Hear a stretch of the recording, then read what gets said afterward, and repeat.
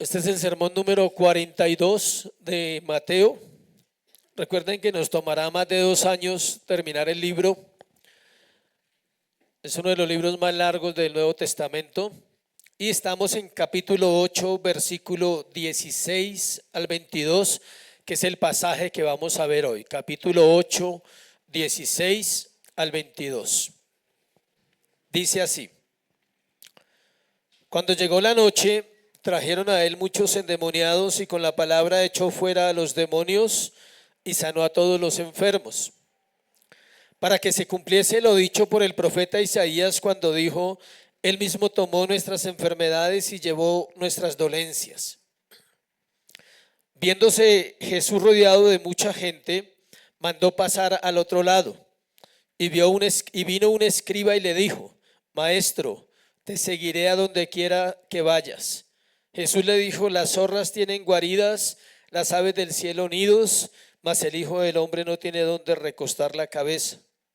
Otro de sus discípulos le dijo: Señor, permíteme que vaya primero y entierre a mi padre. Jesús le dijo: Sígueme, deja que los muertos entierren a los muertos, a sus muertos, perdón. Padre, gracias por tu palabra. Oramos, Señor, que en esta mañana todas tinieblas sean disipadas, Dios. Todo lo que no está conforme a tu voluntad en nuestro corazón sea dispersado, Dios, por la palabra. Que solo la Escritura tenga cabida esta mañana en este lugar. Edifica nuestras vidas, santifícanos, pero también perdónanos esta mañana y límpianos de nuestros pecados. Que al terminar el sermón, Señor, quizás estemos más cerca de Cristo que al llegar esta mañana a este lugar, Dios. Te lo pedimos en el nombre de Jesús. Amén y amén. El día no ha terminado. Venimos del pasaje de Mateo capítulo 8 y vimos 3 milagros. Vimos que el Señor sanó un leproso desde el capítulo 8, del 1 al 15, compartimos hace 8 días. Y vimos que el Señor sanó a un leproso que era un hombre indigno. Sanó el criado de un siervo, de un centurión. Y el centurión era un hombre digno, un hombre bajo autoridad. Y sanó la suegra de un amigo amado, que era ¿quién? Pedro. Eso lo vimos hace 8 días. Y esos 3 milagros suceden durante el día, pero arrancamos con el versículo 16. Hoy dice: cuando llegó ¿qué? La noche. Cuando llegó la noche, lo cual nos asegura que estos 3 milagros sucedieron en ese tiempo de día. Y ahora vamos a ver qué pasó por la noche. En la noche el Señor sigue trabajando. Es curioso, algo que caracterizó el ministerio del Señor Jesucristo era la urgencia de su llamado. Él sabía que era urgente aprovechar el tiempo. El Señor ya sabía que su ministerio duraba ¿cuánto? 3 años y medio. O sea, no había tiempo para perder, y algo que caracterizaba a Cristo o al Señor Jesucristo es esa urgencia, siempre disponible para servir, para liberar endemoniados, para sanar enfermos, para resucitar muertos. Los milagros anteriores que vimos sucedieron en el día de reposo, es decir, hasta el sábado a las 6 de la tarde, lo cual era una ofensa para los dirigentes judíos. ¿Era qué? Una ofensa para ellos. ¿Por qué? Porque en el día de reposo no se podía hacer nada. Ahora en la noche, si usted ve el versículo 16, léalo conmigo. Cuando llegó la noche trajeron a él muchos endemoniados. ¿Y qué dice? Con la palabra echó fuera a los demonios y sanó a todos los enfermos. Muchos y todos. Muchos endemoniados, todos los enfermos. Y la pregunta es: ¿por qué llegaron más de noche que de día? Precisamente porque era el día de reposo. Entonces había un cuidado de que los dirigentes judíos se molestaran. Entonces, como ya había pasado la hora de las 6 de la tarde del sábado, se vinieron muchas personas porque ya no infringían ¿qué? La ley. Pero acuérdese que esa postura era de los judíos, no del Señor Jesucristo. O sea, que no era una postura ¿qué? Correcta, era una postura incorrecta. Para el Señor era igual un problema físico o un problema espiritual. Y sigue siendo así. Para Dios es igual que usted esté enfermo o que esté muerto. Puede hacer las dos cosas. Puede darle vida o puede ¿qué? Sanarle. Es más, puede salvarle. Eso no ha cambiado en el corazón del Señor, porque da lo mismo que una persona esté enferma y se sane y vaya al infierno. No sirve de nada. Era mejor que siguiera enfermo, pero que se salvara ¿qué? Su alma. Ahora, si es un problema espiritual, no hay problema, Dios lo puede resolver. El Señor sanaba, liberaba, salvaba, predicaba y enseñaba. Todo eso hacía en los días que estuvo en la tierra. Y todo movido por un corazón lleno de compasión por los perdidos. Aún así, muchos de los que fueron sanados no tenían motivaciones correctas, porque cuando se trataba de seguir al Señor, siempre salían con alguna excusa. Creo que no ha cambiado eso desde hace 2000 años a hoy. Cuando se trata de seguir al Señor, siempre va a haber una excusa. El sermón se titula La humildad del Rey. ¿Por qué la humildad del Rey? Porque los versículos nos llevan a ver el corazón de Jesús. Y este tema hoy es un tema al corazón, no es un tema al cerebro. Su cerebro no lo necesita en este sermón, necesita su corazón para que llegue la palabra y haga lo que tiene que hacer con nosotros esta mañana. Antes de entrar en los versículos, quiero hacerle una pregunta basada en esta frase.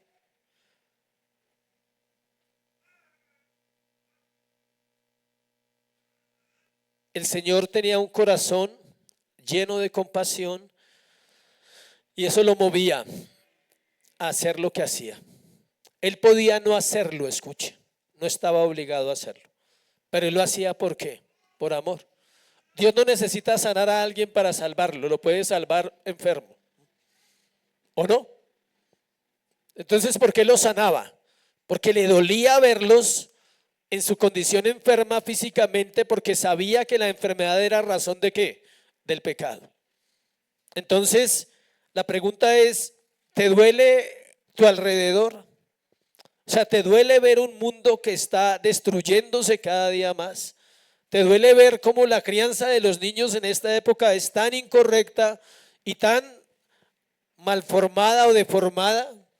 ¿Te duele ver cómo el mundo sigue aumentando en maldad? Si no te duele, entonces necesitas compasión. Porque cada vez que ves a alguien que es un pecador no redimido, tienes que entender que esa persona necesita de Jesús, necesita al Señor. No hay opción, no tiene otra alternativa. Si no le conoce y si no es salvo, él va a ir al infierno y millones van a ir al infierno. Entonces la iglesia ha perdido la compasión, hemos dejado de ver al hombre como el hombre es, una criatura indefensa en un mundo espiritual que está lleno de maldad y que no tiene la capacidad para enfrentarlo. Solo lo pueden enfrentar aquellos que Dios salva y capacita para un mundo perdido, lo pueden enfrentar. Y aún así nos cuesta, y aún así seguimos siendo frágiles y seguimos siendo ¿qué? Débiles. Vamos a hablar tres cosas en este sermón, en estas divisiones. La primera la vamos a ver en el versículo 16 al 18 y le puse como encabezado no conocer la obra de Dios. Es decir, vamos a ver por qué la gente no responde a esa humildad de un rey. Es un rey que decide hacerse hombre y venir a la tierra para salvar a los pecadores, pero aún así los hombres siguen respondiendo de manera ¿qué? Incorrecta. Entonces lo que vamos a ver en el sermón es la respuesta incorrecta de diferentes grupos de hombres a un humilde rey, a un humilde salvador. La primera respuesta es que no conocen la obra de Dios, es decir, no conocen al rey, entonces no pueden sujetarse a un rey. Quien lo conoce se sujeta voluntariamente. Y quien lo conoce nunca vuelve a ser ¿qué? El mismo. Si tú vuelves a ser el mismo, tú no le conoces. Si al pasar los años en la iglesia tú no cambias, tú no le conoces. Y si le conoces, en un mes cambiarás, y en 2 meses, y en 3 meses. Habrá un proceso gradual de cambios de vida que va a ser agradable al corazón de nosotros y al corazón del Señor, obvio. Versículo 16 y 18, 16 al 18. Cuando llegó la noche, trajeron a él muchos endemoniados y con la palabra echó fuera a los demonios y sanó todos los enfermos, para que se cumpliese lo dicho por el profeta Isaías cuando dijo: él mismo tomó nuestras enfermedades y ¿qué dice? Y llevó nuestras dolencias. Al leer estos 2 versículos no vemos que digan nada acerca del pecado. Ahí no encontramos nada acerca del pecado. Pero si vamos a la cita que Mateo está usando, que está en el libro de el profeta Isaías, en el capítulo 53, versículo 4, y ahondamos un poquito en la profecía mesiánica, entonces nos daremos cuenta que todos los milagros del Señor iban más allá del aspecto físico, iban más allá de sanar enfermos y de traer alivio físico a los cuerpos. Lo que el Señor vino a hacer no era devolverle la salud a muchos enfermos pecadores. Su misión era redimir a un pueblo para su gloria, salvarlos de sus pecados. Si quiere leerlo, está en Mateo 1:21. Devuélvase unas hojitas ahí, Mateo 1:21, y léalo conmigo. Dice: y dará a luz un hijo y llamará su nombre Jesús, porque salvará a su pueblo ¿de qué? De sus pecados. Note que no dice que salvará al pueblo de sus enfermedades. Dice no, lo salvará ¿de qué? De sus pecados. De eso quería el Señor salvar al pueblo de él. Aún mientras el Señor sanaba, muchas de las personas que él sanaba pecaban. ¿Cómo pecaban aquellos que él estaba sanando? ¿No eran agradecidos con Dios o lo buscaban solamente por un milagro? Hoy pasa lo mismo. La gente, si le dicen que en tal lugar están repartiendo milagros, quiere ir allá. No le importa si es lejos, no le importa si toca dar una donación o toca pagar, pero que mi hijo o mi hija se sane, mi marido o aún yo mismo me sane de algo. No importa qué haya que hacer, pero yo voy a donde me digan que allí están repartiendo salud. Y hay sitios así. Los hay por todo lugar de Colombia, los hay por todo lugar del mundo, milagreros y sanadores.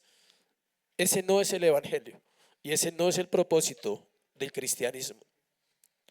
Isaías 53, vamos allá porque tenemos que estudiar el por qué Mateo usó ese texto, por qué Mateo usó las palabras del profeta Isaías.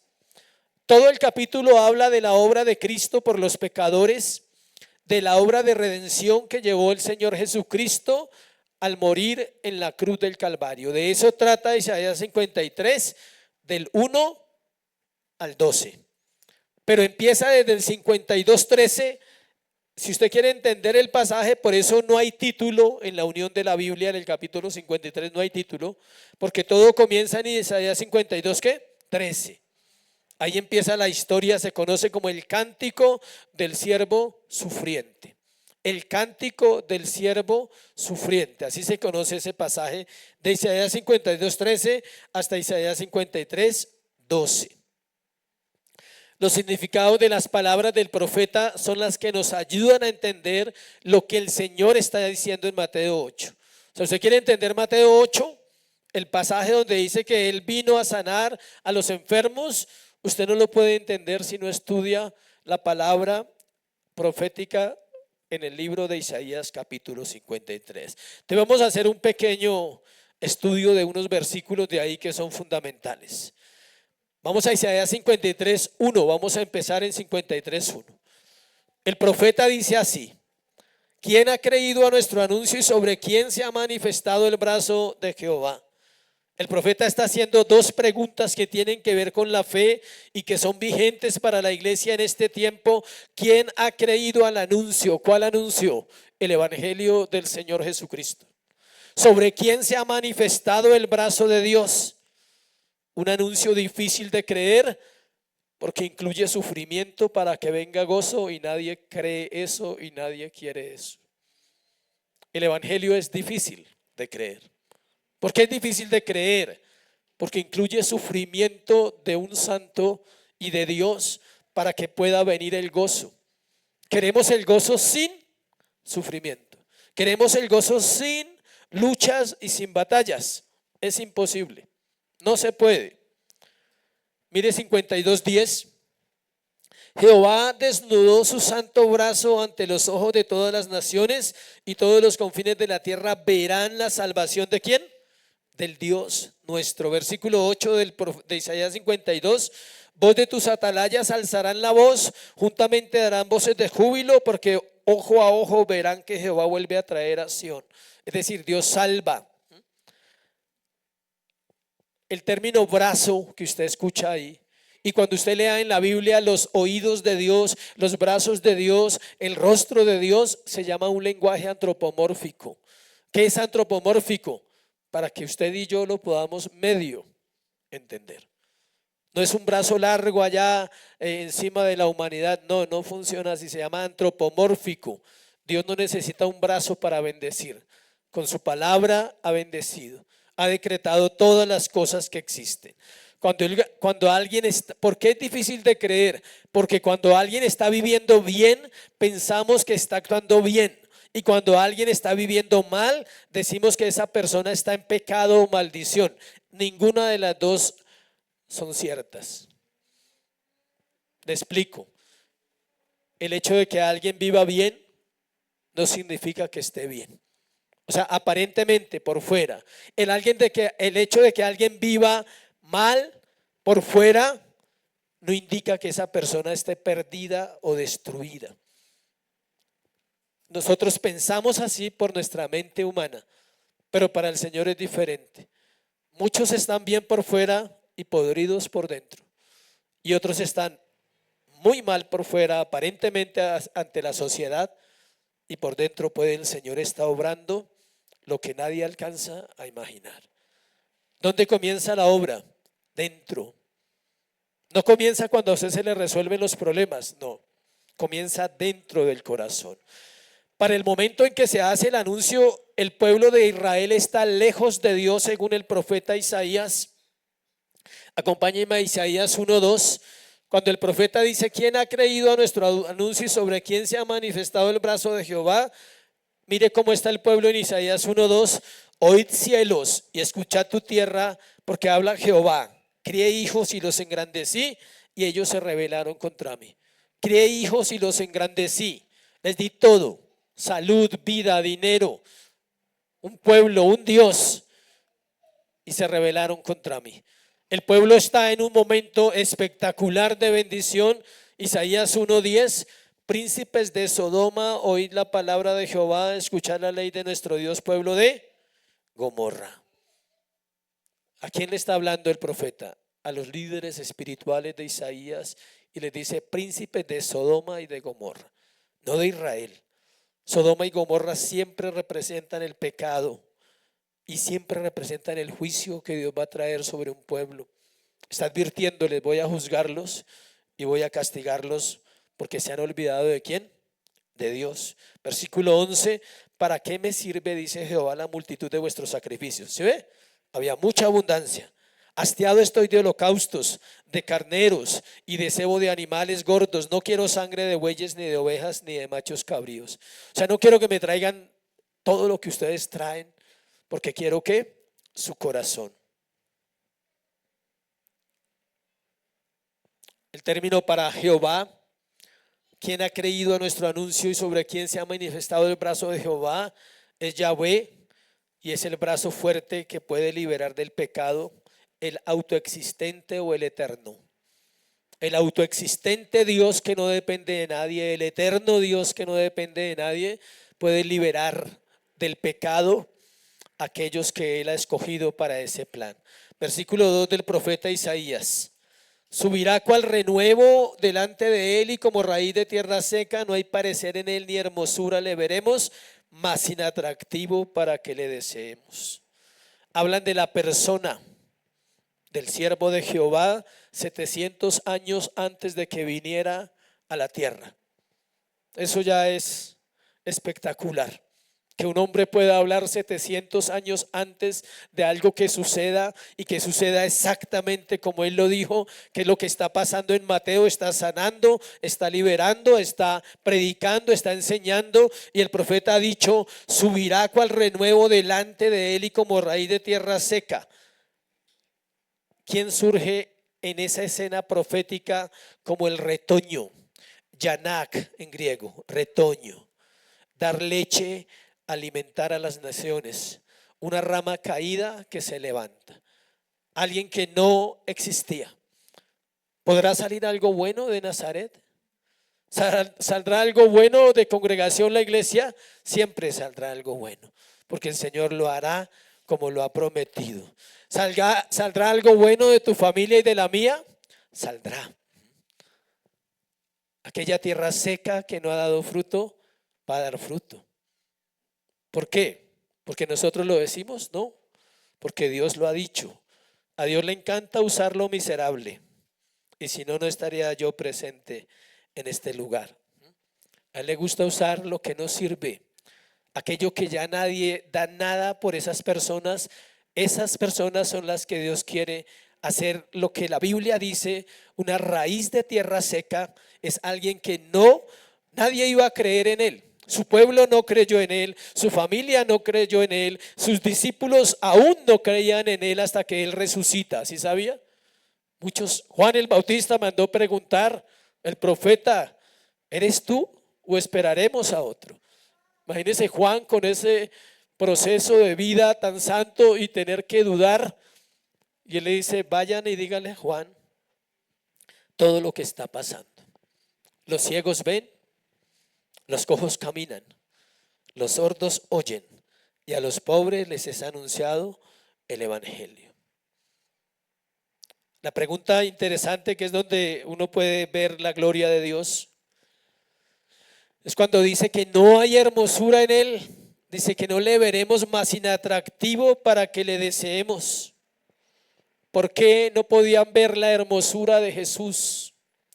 Porque Dios se hizo hombre y la carne veló la hermosura del Rey. La carne de Jesús, no la de los pecadores. El ser hombre veló la gloria. No podían ver a Dios. ¿Veían a quién? A un hombre, pero era Dios. Estaba velado a los hombres, porque si un hombre lo hubiese visto como Dios, siempre iba a caer, ¿qué? Postrado ante Él. No tendría dudas que Él era Dios. Pero todos los que veían a un judío normal de 33 años o de 29, 30 años de edad cuando se manifiesta al mundo, y no podían ver nada más que el hijo de un carpintero llamado José y una mujer llamada, ¿qué? María. No podían ver más. Estaba velado, sin atractivo, sin hermosura, pero detrás de Él estaba el Cristo perfecto, el Cristo santo. Por eso es el Rey humilde, porque desciende y deja su gloria, deja sus credenciales, deja su trono y dice: voy a ver la miseria humana, voy a ver a los pecadores y voy a ayudarles. Cada vez que veía a un enfermo, su corazón se dolía. Versículo 4. Versículo 3: despreciado y desechado entre los hombres, varón de dolores, experimentado en quebranto, como que escondimos de él el rostro, fue menospreciado y no, ¿qué? Le estimamos. Despreciado y desechado. Los términos son nifshed y adal en hebreo. Nifshed es con desdén y adal es abandonado. ¿Quiénes hicieron esto con él? Todos los hombres.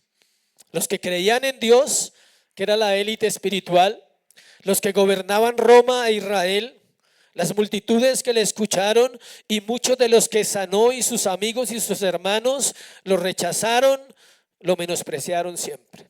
¿A quién rechazaron y a quién menospreciaron? Al Rey humilde, al Rey que no podía dejar de ser lo que su naturaleza era: humilde, Varón de dolores, experimentado en quebrantos. ¿Quién podía decir eso? ¿O quién puede decir eso? Esa era la razón por la que su corazón era compasivo, escuche, porque sufría al ver la enfermedad física y el pecado en los hombres, porque sabía que si no se arrepentían, perecerían en el infierno. Cuando dice varón de dolores, es que cada vez que él veía un ser humano, un alma, él veía un alma, él veía una vida necesitada. Él no veía un leproso, no veía un paralítico, él veía una persona que había sido afectada por el pecado. Veía una persona que sabía que iba a morir por causa del pecado, porque la paga del pecado es ¿qué? Muerte. No veía nada más. Él podía ver la realidad de las personas. Cuando dice que es varón de dolores, quiere decir tocado con el sentimiento de nuestra enfermedad, pero no una enfermedad física, sino nuestra mayor enfermedad, el pecado. El hombre esconde su pecado del rostro de Dios. Tal vez no quiere hacerlo, pero le es imposible dejar de hacerlo. El hombre esconde su vida, no quiere enfrentar a su rey, a su Señor. Y cuando quiere, no puede. Porque el pecado gobierna su vida y porque mientras no haya una obra del Señor en su corazón, no lo va a poder hacer. Además piensa que su vida no le interesa a nadie. Cuando estamos sumidos en nuestro pecado siempre pensamos eso, que nuestra vida no le interesa ¿a quién? A nadie, que somos casos perdidos. Versículo 4, ciertamente llevó él nuestras enfermedades, sufrió nuestros dolores, nosotros le tuvimos por herido de Dios y abatido. Dice que él tomó nuestras enfermedades y llevó nuestras dolencias. El profeta es más amplio ahora que lo que fue Mateo.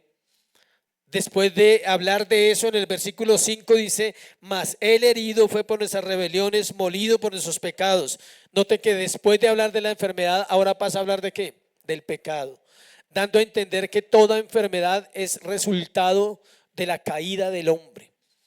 No que el hombre haya pecado, escuche, para que no me confunda. No es que todas las enfermedades es porque el hombre ha pecado, sino porque el hombre es un pecador, es diferente.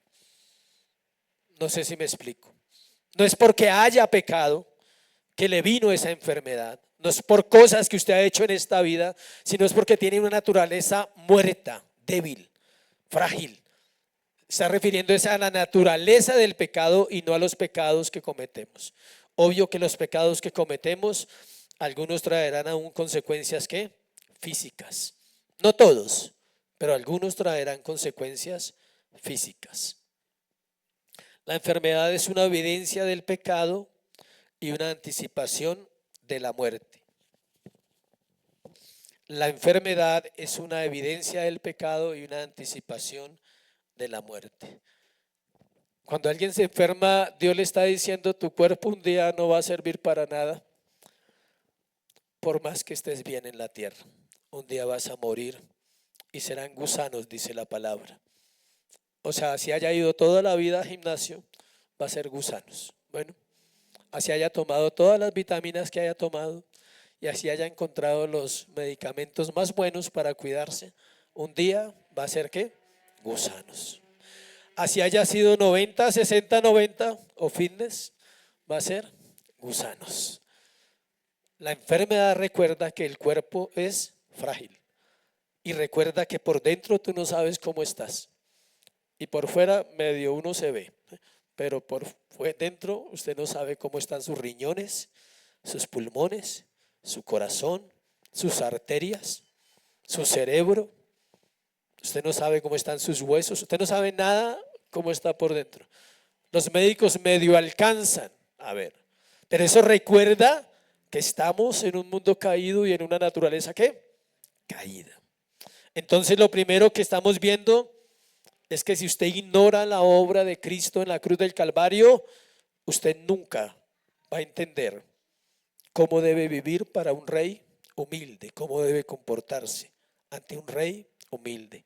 Segundo, Vamos a ver en los dos puntos siguientes dos casos de dos hombres. Son tres, pero en Mateo hay dos, el otro está en Lucas. También lo vamos a mirar de manera rápida. Mateo narra dos hombres. El primero que narra está en versículo 18. Viéndose Jesús rodeado de mucha gente, mandó pasar al otro lado, y en el 19 dice, y vino un escriba. Y en el versículo 21 dice, otro de sus discípulos. Entonces vamos a ver los dos puntos. El primero, de por qué usted no puede responder, o sea, el segundo punto de por qué no puede responder ante un rey humilde, es porque usted tiene un enfoque en sí mismo. El enfoque es ¿quién? Usted. El enfoque no es Dios, el enfoque no es ni siquiera los demás. Decir que es los demás es engañarse. Cuando su enfoque es los demás, es porque usted ya conoce a Dios. Pero mientras usted no lo conozca, su enfoque será ¿quién? Usted mismo. Versículo 18 y 20, vuelvo y le leo. Viéndose Jesús rodeado de mucha gente, mandó pasar al otro lado, y vino un escriba y le dijo, maestro, te seguiré a donde quiera que vayas. Y ahorita leemos la respuesta de Jesús. Cuando Jesús decidió atravesar el lago, el asunto del compromiso fue presionando a varios hombres que al parecer estaban revaluando su relación con él. Vamos a Marcos 4:36 para ampliar un poquito el pasaje. Marcos nos da otro detalle. Marcos 4:36 dice, despidiendo la multitud, le tomaron como estaba en la barca, y había también con él ¿qué? Otras barcas. Él da una orden. Viéndose Jesús rodeado de mucha gente, mandó pasar al otro lado. ¿Por qué? Porque había demasiada gente, era una multitud. Era un hombre, acuérdese, era Dios y era hombre. Estaba cansado, tal vez necesitaba un poquito de aire, respirar, decir, déjenme respirar un momento. El hombre, acuérdese, el hombre Jesús. Su humanidad se cansaba. Y Marcos nos dice que habían unas barcas y que habían otras barcas para cruzar el lago. Pero tres hombres estaban allí. Dos se mencionan aquí y uno tercero en Lucas 9:57 al 52. Vamos a Lucas para ver el tercero y ahorita lo miramos. Lucas 9:57 al 52. Yendo uno de ellos, dijo en el camino, Señor, te seguiré a donde quiero que vayas. Y le dijo, las zorras tienen guaridas, las aves de los cielos nidos, mas el Hijo del Hombre no tiene donde recostar su cabeza. Y dijo otro, sígueme. Y él dijo, déjame que primero vaya y entierre a mi padre. Esos son los dos mismos de Mateo. Pero mire el tercero. Entonces también dijo otro, ese es el tercero, te seguiré, Señor, pero déjame que me despida primero de los que están en mi casa.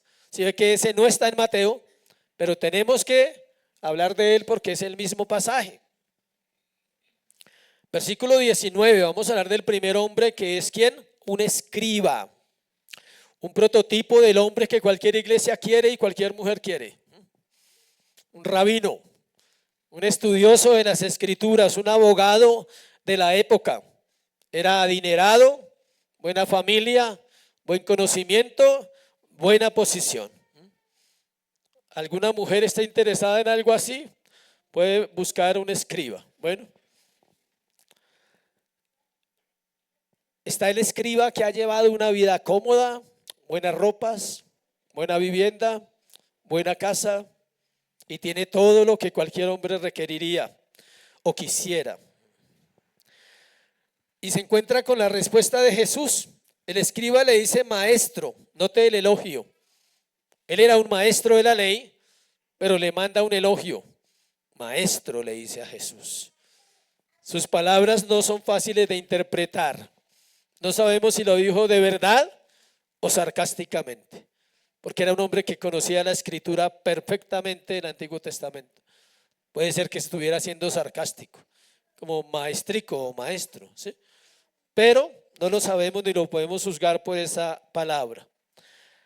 Dice, te seguiré a donde quiera que vayas. Un hombre con todas las comodidades estaría dispuesto a seguir a alguien que nació en un establo y termina en una tumba prestada.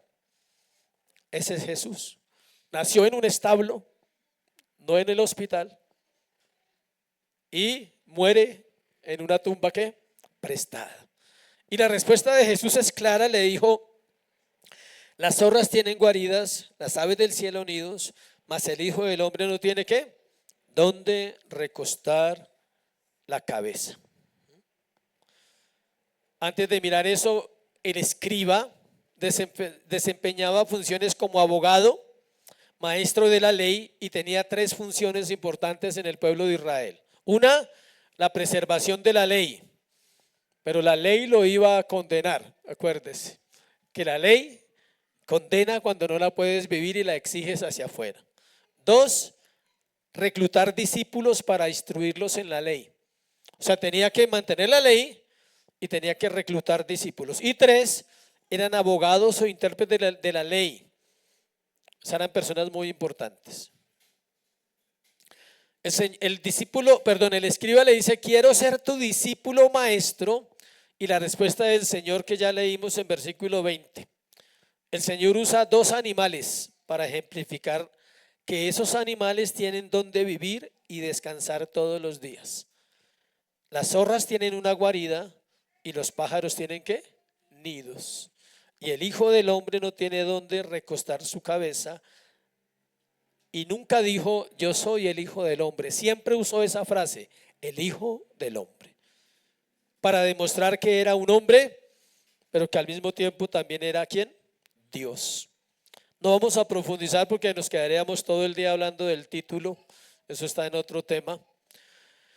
Los evangelistas no usan ese título ellos directamente, pero aparece y siempre lo usa ¿quién? El Señor. Ningún evangelista lo usó, sino siempre cuando hablaba ¿quién? El Señor.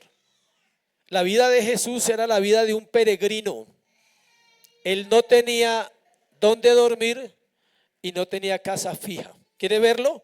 Acompáñeme a Juan 7:52, que es el versículo que tenemos que citar cuando se terminan las reuniones. Bueno, Juan 7:53 dice,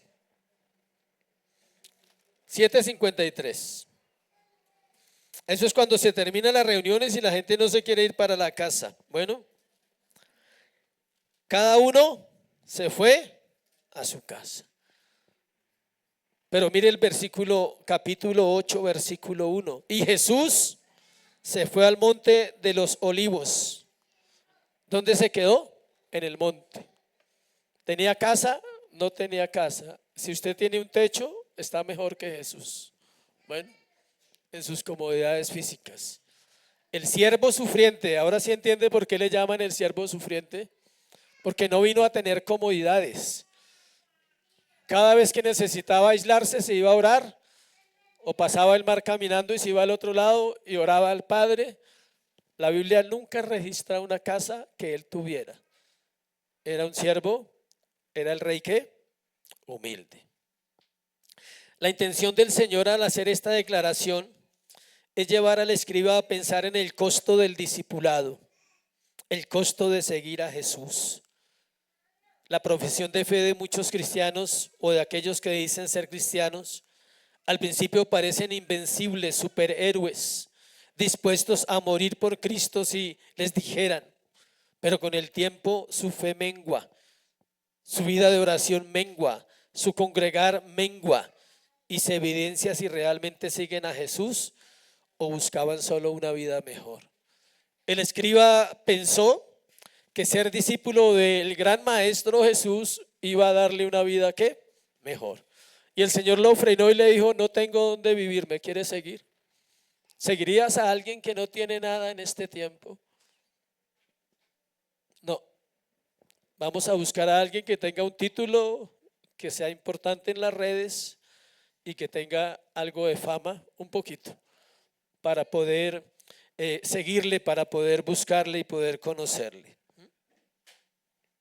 Jesús sabía que la naturaleza humana es voluble, inestable y egoísta, y que muchos se sienten atraídos a Él por la emoción. Lo primero que la gente hace cuando es atraído por Jesús es emocionarse.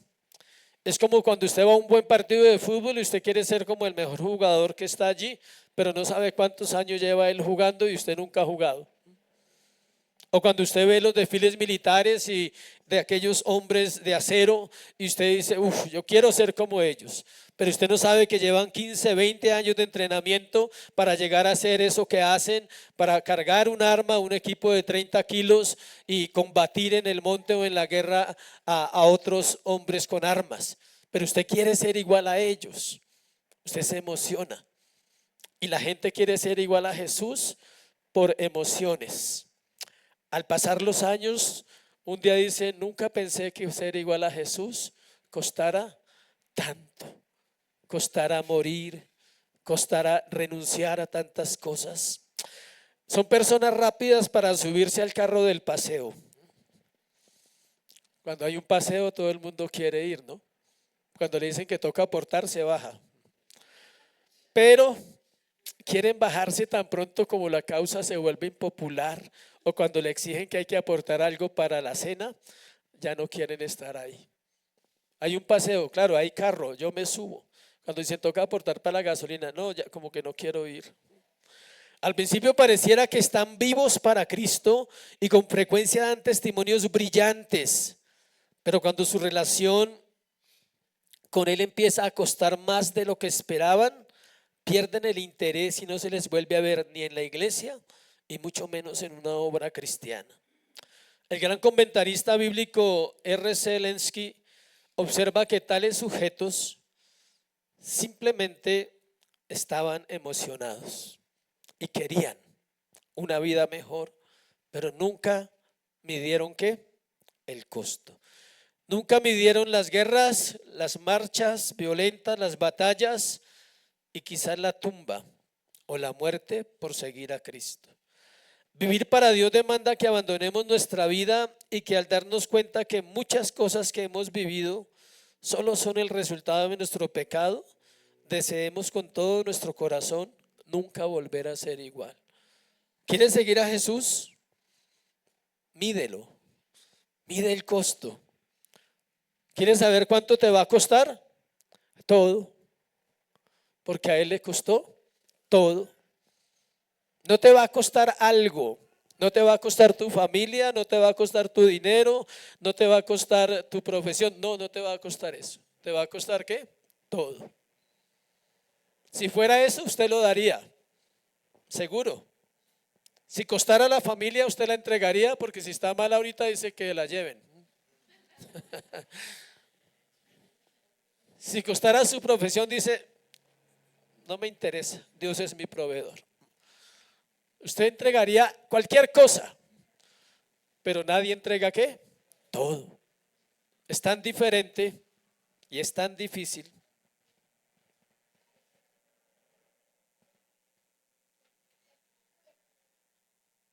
Si hay o no hay comodidades, no es algo que deba preocupar al creyente.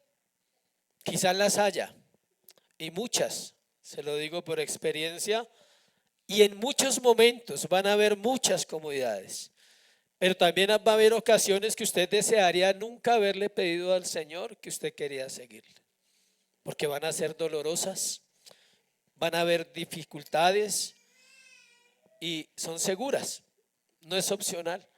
Van a ver las dos cosas mientras caminas con el Señor. El escriba que vino a Jesús en la orilla del lago de Galilea no estaba dispuesto a caminar la milla extra por su fe.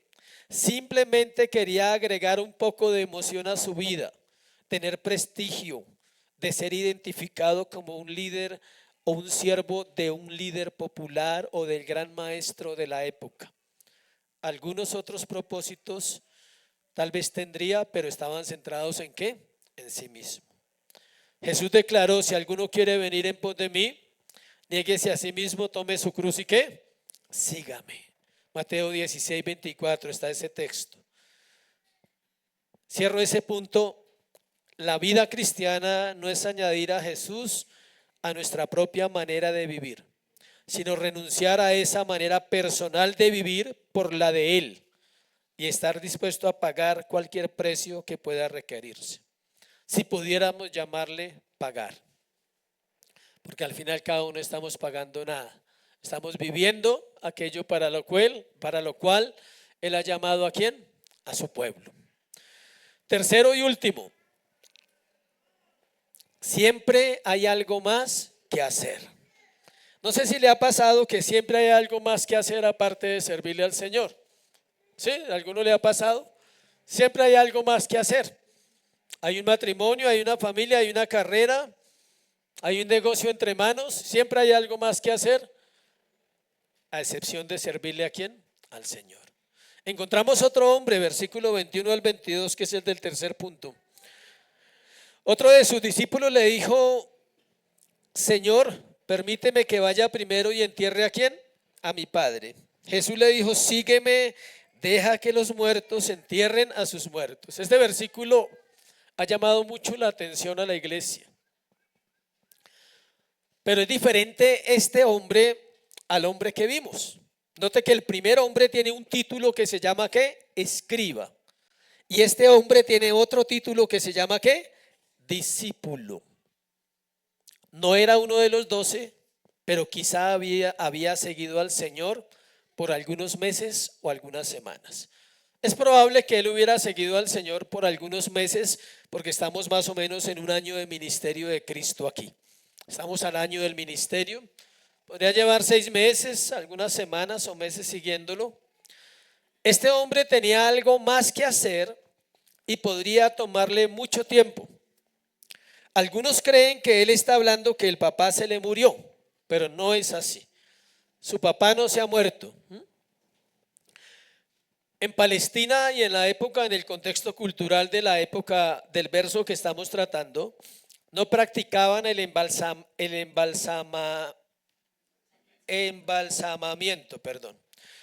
Un cuerpo muerto debía prepararse rápidamente y enterrarse. ¿Por qué? Por el calor.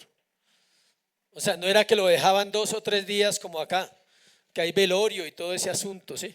Y trago después del velorio. No era nada de eso. Era rápido. O sea que lo enterraban casi ¿cuándo? El mismo día. Entonces, por eso se cree que el padre de este hombre no ha muerto. Hay una tradición que requería que una persona hiciera luto por su padre o su madre durante 30 días. O sea, cuando morían, la ley decía que tenía que hacer luto, ¿cuántos? 30 días. Está en la escritura en varios casos. Pero él no ha muerto. Sin embargo, lo que este hombre está diciendo es lo siguiente: él está pidiendo permiso para enterrar a su padre, no que ya murió, sino era una expresión común en el cercano oriente que se refería a la responsabilidad de un hijo de ayudar al padre en el negocio familiar hasta que el padre muriera y la herencia se distribuyera. Es decir, eso era una costumbre que el hijo tenía que ir a ayudar. Es obvio que el compromiso podía implicar un tiempo bastante largo, quizás 30 o 40 años, si el padre no estaba tan viejo. O sea, déjeme ir a enterrar a mi padre, es decir, déjeme trabajar con mi padre, asegurar que mi herencia. O sea que hay un factor ¿qué? Económico en el corazón de este discípulo. No era un noble que, ay, pobrecito, se le murió el papá, vaya y entiérrelo. No, sería inhumano decirle que no fuera, ¿no? No se trata de eso, es una cuestión en su corazón. Puesto que por costumbre la herencia de un individuo se perdía o se reducía si éste no cumplía con su responsabilidad. Es decir, si el hijo no ayudaba al padre en sus tareas y en sus labores de trabajo, al final la herencia podía ¿qué? Reducirse. Y este no tenía ganas que se le redujera nada. Él quería la herencia ¿qué? Completa. Debo enterrar a mi padre. Equivalía a la siguiente frase: quiero esperar hasta recibir mi herencia, lo cual deja ver el corazón del discípulo y que su interés es solamente un interés ¿qué? Económico. Señor, yo te sigo después. Si el padre moría en 5 años, bien, pero si moría en 30, nunca iba a seguir ¿a quién? A Jesús. Versículo 22, Jesús le dijo: sígueme, deja que los muertos ¿qué? Entierren a los muertos. La respuesta de Jesús a este discípulo temporal, él es un discípulo temporal, es clara. Es la misma que los las zorras tienen nidos y las aves del cielo también, perdón, las zorras tienen guarida y las aves tienen nido. Es la misma respuesta, escuche. La expresión al parecer sin sentido deja que los muertos entierren a sus muertos era una figura retórica proverbial que significaba lo siguiente, escuche, permite que el mundo se ocupe de las cosas del mundo. Los espiritualmente muertos pueden encargarse de sus propios asuntos. O sea, deja que tu papá se ocupe de sus fincas, de sus negocios, él puede encargarse de eso. Él está muerto, los muertos pueden encargarse de las cosas de este mundo. Las personas del mundo están ¿qué? Muertas. Ellos pueden encargarse de asuntos muertos, que están ¿dónde? En este mundo. Le está diciendo tú ven y sígueme, ven y sé mi discípulo. En el pasaje paralelo de Lucas capítulo 9, versículo 60, encontramos al tercer hombre, 9:60. Lucas 9:60. Jesús dijo, deja que los muertos entierren a sus muertos y tú ve y anuncia el reino de Dios. Entonces 61 también dijo otro, te seguiré Señor, pero deja que me despida primero de los que están en mi casa. Este era más familiar, ¿sí? O sea, deja que vaya, me despida de mi papá, mi mamá, mis hermanos. Me da pesar dejarlos, pero estoy dispuesto a dejarlos. Esa de vuelta era que no iba a volver. Los afectos siempre ganan. Los afectos nos gobiernan. Si usted está esperando seguir al Señor hasta que su familia se convierta, siga esperando. Está esperando a despedirse de su familia, siga esperando. Porque ellos no van a llegar porque usted se convierta, ellos van a llegar porque hay un plan soberano del Señor para ellos. La responsabilidad principal de un individuo como discípulo de Jesús sería predicar el evangelio, llevar las nuevas de la vida eterna, las buenas nuevas de la vida eterna a quienes están espiritualmente muertos. La responsabilidad del cristiano no es imitar al mundo, sino ser un testigo para el mundo en el nombre y el poder de Cristo. En vista de que estos hombres no aparecen más en los relatos de la Biblia o del Evangelio, podemos decir que ninguno de los tres siguió al Señor. ¿Por qué no lo siguieron? Pregúntese eso. ¿Por qué no siguieron a Jesús? La respuesta es sencilla, porque tenían algo más que hacer. Espero que no tengas algo más que hacer en este tiempo. Ellos tenían algo más que hacer.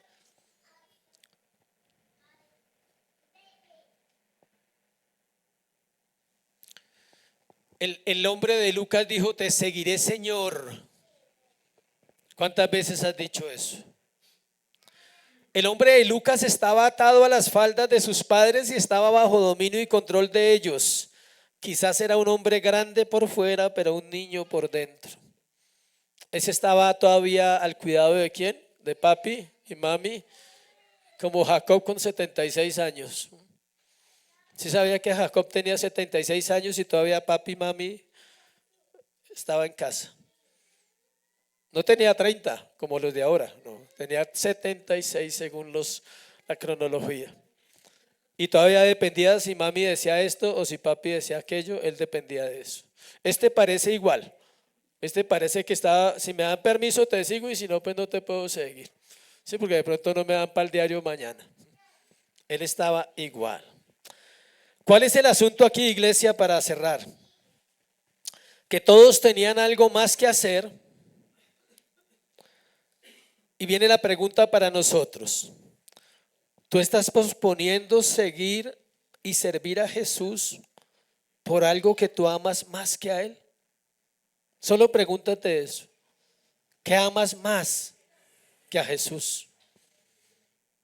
Y el primer candidato eres tú mismo. Tal vez te amas más a ti mismo y te cuesta seguirlo. Una persona no puede realizar de manera satisfactoria el trabajo que tiene a la mano si continuamente está mirando su trabajo y sus lealtades pasadas. Una persona no puede seguir a Cristo si todavía anhela los caminos de la antigua vida. Si tú anhelas algo de tu pasado que era contrario a Dios, no le puedes seguir. Y creo que todos, incluyéndome, luchamos con esos asuntos en el corazón. Cosas que no queremos dejar, amamos. Vamos a cerrar con una palabra registrada en el versículo 22, que es la que es para nosotros. Ya hablamos de ellos, ya los hicimos quedar mal. Ahora hablemos de nosotros para quedar más mal que ellos. Versículo 22. Jesús le dijo, sígueme. Esa es la palabra. Sígueme. Tú que estás muerto, sígueme. Tú que estás enfermo, sígueme. Tú que estás destruido, sígueme. Tú que estás abandonado, sígueme. Tú que estás perdido en este mundo, ven y sígueme. Tú por quien el mundo no da nada, ven y sígueme.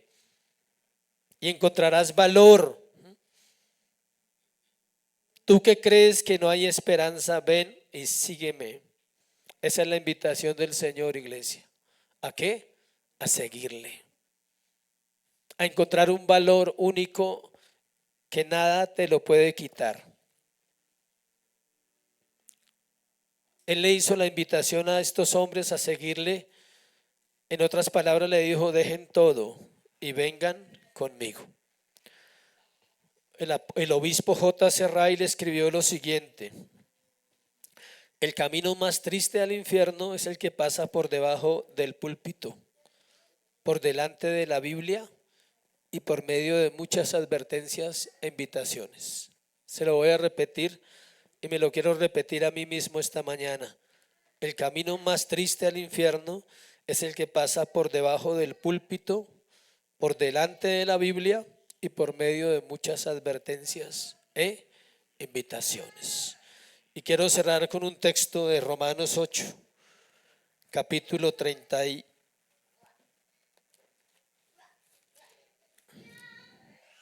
Romanos 8, capítulo 8, versículo